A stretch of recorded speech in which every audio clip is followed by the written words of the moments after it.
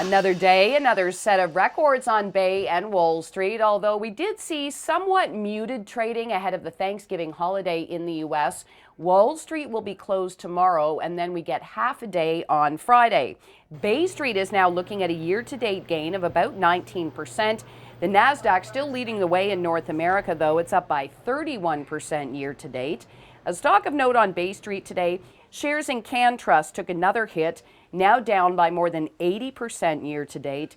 The TSX is reviewing the cannabis company's eligibility for continued listing on the exchange. You'll remember back in July, Health Canada discovered the company was growing pot in unlicensed rooms. Another offer has emerged for Hudson's Bay Company. The call is actually coming from inside the house.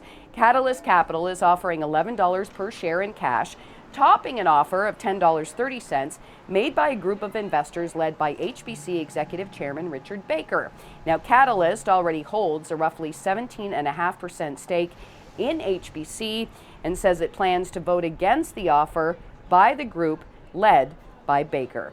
Bragging rights today for the maker of the Ski-Doo and the Sea-Doo, and here's why. The company's market cap actually eclipsed that of its former parent company, Bombardier, early in the session today. Shares in BRP hit a one-year high after the company raised its financial guidance as it reported a third-quarter profit of $135.3 million. That was up from $90.2 million in the same quarter last year. Revenue was also higher.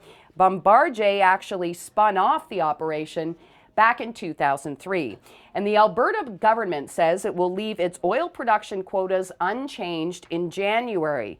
The idea is to deal with the lingering consequences after oil shipping was delayed by the CN rail strike and, of course, the temporary shutdown of the Keystone pipeline following that leak in North Dakota.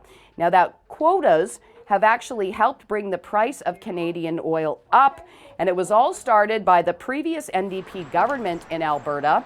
Now, it was set to expire at the end of this year, but it has been extended by Jason Kenney's United Conservative government through to 2020. In the 680 Business Center, I'm Kris McCusker.